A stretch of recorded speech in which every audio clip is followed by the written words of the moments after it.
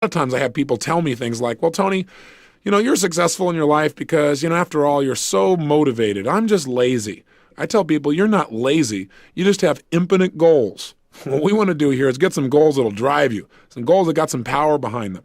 And the way to do that, realize that right now you're about to create a real future that can make a major difference for you.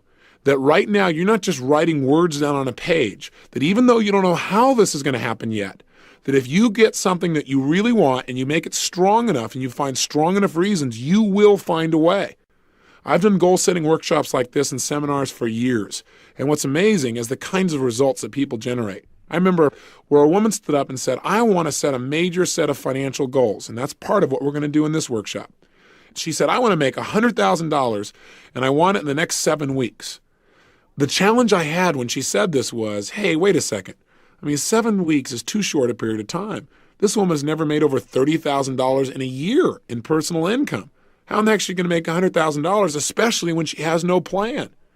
Now, while on the one hand, I'm not supportive of just setting goals arbitrarily like that, on the other hand, who am I to say what you're really capable of or not capable of? I think it's true that sometimes people set up goals that aren't realistic, meaning they really have no clue how it can be pulled off. But I also know that there's tremendous power if you get committed enough.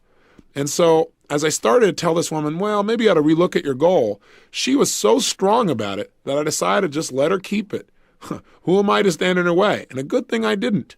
6.5 weeks later, she won the lottery and made exactly $100,000. Now, what's really interesting about this story is 6 months later, she came back to a seminar, and we talked about in the seminar what she had done.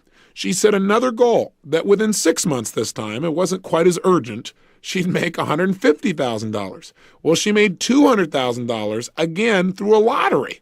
Now, I'm not suggesting set a bunch of lottery goals here by any stretch, and I'm not big on it. I don't buy lottery tickets. But I just want you to realize there may be a level of understanding about how to manifest goals that's beyond what you or I consciously understand. And this woman certainly was pretty good at it. She's not the only person. I shared her story one time, and a couple from Detroit listened to the story and got really inspired. And they just said, hey, as long as she can get this, why doesn't she ask for bigger numbers? We're going to do this thing, and we're going to make $1 million. And I got to kind of grit my teeth, and I said, look, that's not what I told the story for. But they got so into it, and they followed all the instructions. They set their goals, they got strong enough whys, they created the pressure, and they did something else that I teach. And that is to make your goals so real, once you know what your goals are, to make them so real in your mind that it feels as if you already have them. When you get to that level where your brain actually believes it's already happened, something clicks. And oftentimes, within a short period of time, that goal becomes realized. I mean, in physical situations, things start to happen. I know this sounds metaphysical, but all I can tell you is it's worked in my life and it's worked for other people. This couple went back and started telling people they'd won this lottery. And I kind of, quite honestly, got a little bit upset. They said, look, you said make it real. It's so real for us now. We have a hard time distinguishing. And sure enough, they did not win the lottery 2 times in a row. But the third time they won, and they won over $1 million. Their story's pretty legendary in our alumni group in the Detroit area, and in fact, across the country.